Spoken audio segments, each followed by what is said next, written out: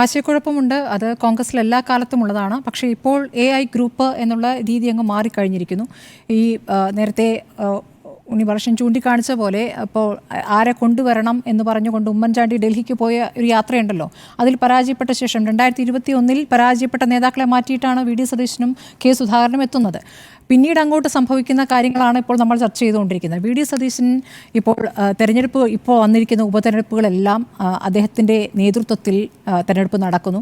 അപ്പോൾ ഈ ഉപതെരഞ്ഞെടുപ്പിന് മുമ്പ് വയനാട്ടിൽ ഒരു AICC ആവശ്യപ്പെട്ട് നടത്തിയൊരു യോഗം ഉണ്ടായിരുന്നു. ആ യോഗത്തിൽ അവിടെ KPCC സെക്രട്ടറിമാർ പറഞ്ഞിട്ടുള്ള ഒരു കാര്യം, പിന്നെ VD സതീശൻ്റെ നേതൃത്വത്തിലാണെങ്കിൽ എന്നാൽ പിന്നെ അങ്ങനെ നടത്തട്ടെ, ഞങ്ങൾ മാറി നിൽക്കാമെന്ന രൂപത്തിൽ പ്രതികരിക്കുകയൊക്കെ ചെയ്തു. പക്ഷേ AICC കൃത്യമായി നിർദ്ദേശിച്ചു തെരഞ്ഞെടുപ്പ് പൂർണ്ണമായും ഇദ്ദേഹത്തിൻ്റെ നേതൃത്വത്തിലായിരിക്കണം, VDയുടെ നേതൃത്വത്തിലായിരിക്കണമെന്ന് പറഞ്ഞു. അപ്പോൾ അങ്ങനെ നടന്ന ഉപതെരഞ്ഞെടുപ്പുകളിലൊക്കെ അദ്ദേഹത്തിൻ്റെ ഒരു ശൈലി തെരഞ്ഞെടുപ്പിൽ ഗുണം ചെയ്തിട്ടുണ്ട് എന്നുള്ളതാണ്. അപ്പോൾ താഴെത്തട്ടിൽ തന്നെ അവിടെ പ്രവർത്തകരെയൊക്കെ വിന്യസിച്ചുകൊണ്ട് ബൂത്ത് തലത്തിൽ നടത്തിയ പ്രവർത്തനങ്ങളാണ് ഇപ്പോൾ നമ്മൾ കഴിഞ്ഞ തൃക്കാക്കര ഉപതെരഞ്ഞെടുപ്പ് മുതൽ കാണുന്ന ഒരു രീതി. തൃക്കാക്കരയായാലും വടകരയിൽ നടന്ന തെരഞ്ഞെടുപ്പായാലും ഒക്കെ ഉണ്ടായിരിക്കുന്ന ഒരു രീതി. തൃക്കാക്കരയിൽ രണ്ട് രൂപത്തിൽ നിന്നിരുന്ന നേതാക്കളായാലും തൃപ്പൂണിത്തറയിലും പറവൂരിലുമൊക്കെ K ബാബുവും VD സതീശനും ഒക്കെ ആയിരുന്നെങ്കിലും എറണാകുളം കമ്മിറ്റി ശക്തമായിരുന്നു. അപ്പോൾ ആ രീതിയിൽ അവിടെ പ്രവർത്തിച്ചിരിക്കുന്നു. ചേലക്കരയിലായാലും പരാജയം സംഭവിച്ചെങ്കിലും സമാഹരിക്കാൻ സാധിച്ചിട്ടുണ്ട്. അവിടെ LDFിൻ്റെ സ്ഥലമാണ്. അവിടെ നോക്കൂ, അവിടെയും കുറച്ച് മാസങ്ങൾക്ക് മുമ്പാണ് അവിടെ നേതൃത്വം ചെല്ലുകയും ബൂത്ത് തലത്തിൽ മാറ്റങ്ങളൊക്കെ ഉണ്ടാക്കി അല്ലേ, 171 ബൂത്തുകളിൽ പുനഃസംഘടിപ്പിച്ചു. അപ്പോൾ അങ്ങനെയൊക്കെയുള്ള രീതിയിൽ പ്രവർത്തിച്ച് വിജയത്തിലേക്ക് എത്തുന്ന രീതിയിലേക്ക് ചേലക്കരയിലും പ്രവർത്തിക്കാൻ സാധിച്ചിട്ടുണ്ട്. ഇപ്പോൾ പാലക്കാട് 10,000-ത്തിലേക്ക് ഭൂരിപക്ഷം എത്തിക്കാൻ പറ്റി. വയനാട്ടിൽ അതിലൊക്കെ തന്നെയും VD സതീശൻ നേതൃപരമായി ഒരു പ്രകടനം എന്നുള്ളത് ഹൈക്കമാൻഡിന് തന്നെ ബോധ്യപ്പെട്ടുള്ള ഒരു കാര്യമാണ്.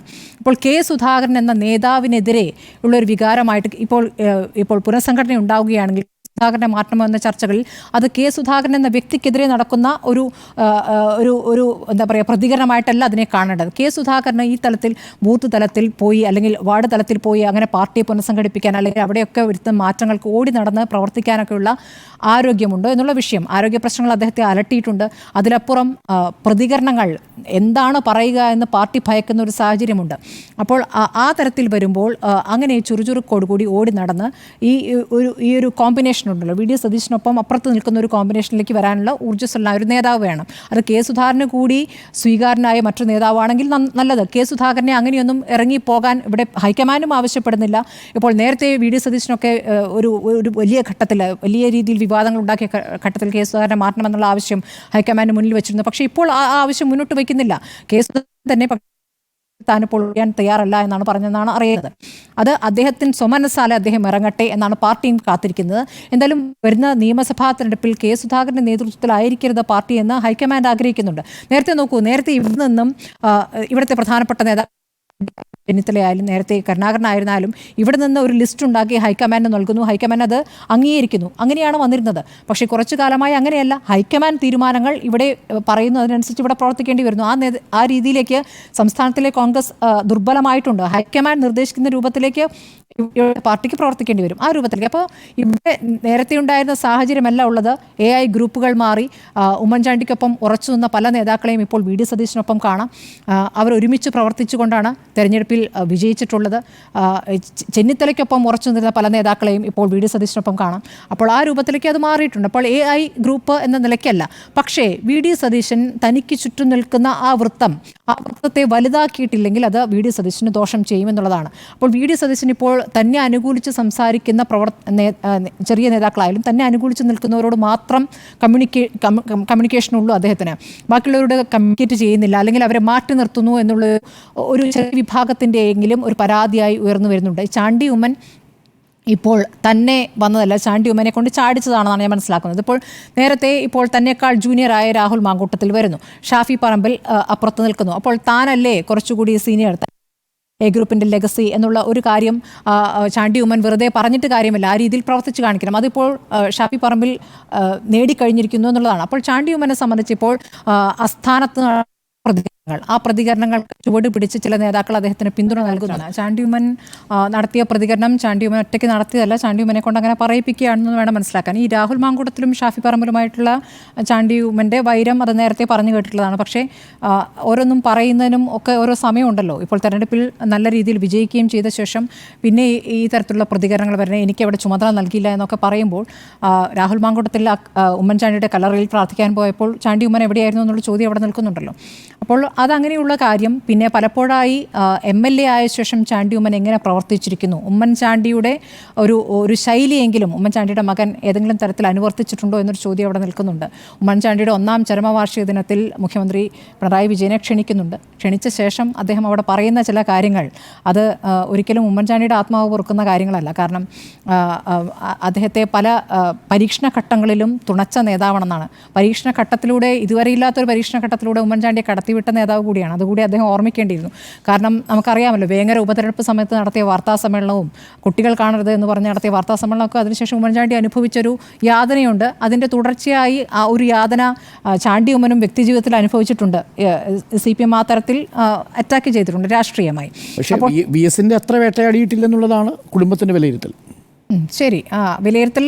പക്ഷേ പുറത്തേക്ക് അണികളായാലും പ്രവർത്തകരായാലും മറ്റ് നേതാക്കളായാലും അതിനെ അങ്ങനെയല്ല കാണാം. വാർത്താ സമ്മേളനമൊക്കെ ഒന്ന് ഓർത്തു നോക്കിയാൽ ആ വേട്ടയാടൽ ഏത് രൂപത്തിൽ VS ഒരു വാചകം പറഞ്ഞു, അത് മകളുമായി ബന്ധപ്പെട്ട് നടത്തിയ ഒരു പ്രതികരണമായിരുന്നു. അതിനെ ആരും ഏറ്റുപിടിച്ചില്ല. അന്ന് മാധ്യമങ്ങൾ അത് കൊടുത്തില്ല. അന്നത്തെ കാലം അങ്ങനെയായിരുന്നു. മാധ്യമങ്ങൾ അത് കൊടുക്കാതിരിക്കാനുള്ളൊരു ഔചിത്യം കൂടി കാണിച്ചു. ഇന്നാണെങ്കിൽ വേറെ രൂപത്തിൽ അത് മാറിയേനെ. ശരി, അതിനുശേഷമുള്ള കാലമാണല്ലോ ഇത്. അതിൽ വളരെ മോശമായി തന്നെ ഉമ്മൻചാണ്ടി അതിൽ അനുഭവിച്ചിട്ടുണ്ട് എന്നുള്ള കാര്യം അറിയാവുന്ന കാര്യമാണ്. അപ്പോൾ ഇതൊക്കെ രാഷ്ട്രീയമായി എത്രത്തോളം പക്വത കാണിക്കുന്നു ചാണ്ടി ഉമ്മൻ എന്നുള്ള കാര്യത്തിൽ ഒരു സംശയം അവിടെ നിൽക്കുന്നു. ചാണ്ടി ഉമ്മൻ അവിടെ നിൽക്കട്ടെ. ചാണ്ടി ഉമ്മനെ പോലെ തന്നെ അതിന് ചുവട് പിടിച്ച് പിന്നെ നേതാക്കൾ നടത്തിയ പ്രതികരണങ്ങൾ കെ സുധാകരനുമായി കെ സുധാകരൻ അധ്യക്ഷ സ്ഥാനത്ത് തുടരട്ടെ എന്ന് പറയുന്ന നേതാക്കൾ ആരാണ് എന്നുകൂടി എടുത്തു പറയേണ്ടതുണ്ട്. അതിൽ ചില നേതാക്കൾ അങ്ങനെ പറയുന്നത് VD സതീശൻ ഒരിക്കൽ പോലും മന്ത്രിയാവാത്തൊരു നേതാവാണെന്ന് നമുക്കറിയാമല്ലോ. അദ്ദേഹം മന്ത്രി സ്ഥാനം നൽകുമെന്ന് അദ്ദേഹത്തെ വ്യാമോഹിപ്പിച്ചുകൊണ്ട് പലതവണ പറ്റിച്ച ചില നേതാക്കളുണ്ട്. ആ നേതാക്കൾ പോലും ഇപ്പോൾ ഈ യുദ്ധത്തിൽ അദ്ദേഹത്തിനെതിരായി നിൽക്കുന്നു എന്നുള്ളതാണ്. അപ്പോൾ 2026 ഒരു തരത്തിലും VD സതീശൻ അങ്ങനെ ഉയർന്നു വരരുത് എന്ന് ആലോചിക്കുന്ന നേതാക്കൾ അവിടെയുണ്ട്. ഇപ്പോൾ നോക്കൂ, ബൂത്ത് തലത്തിലും വാർഡ് തലത്തിലുമൊക്കെ പാർട്ടി ശക്തിപ്പെടേണ്ട ആവശ്യകത ഇപ്പോൾ പുതുപ്പള്ളിയിൽ തന്നെ ഇപ്പോൾ പാർട്ടി ഇതിനെ കാണുന്നത് ABC എന്ന നിലയ്ക്കാണ്.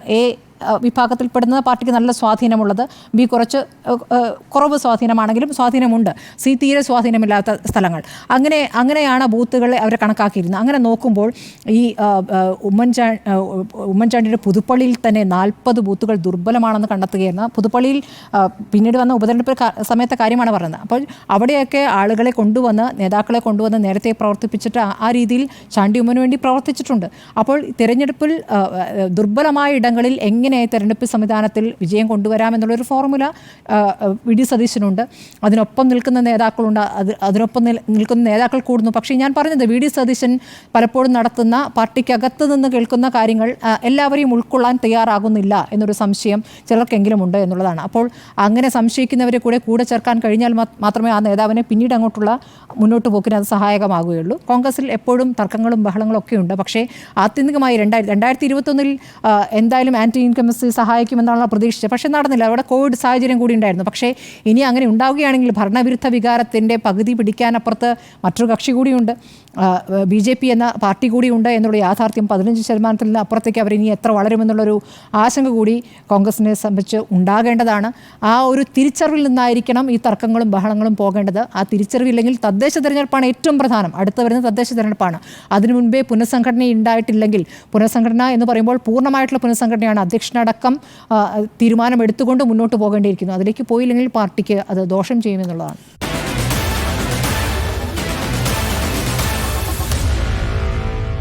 Meet the editors.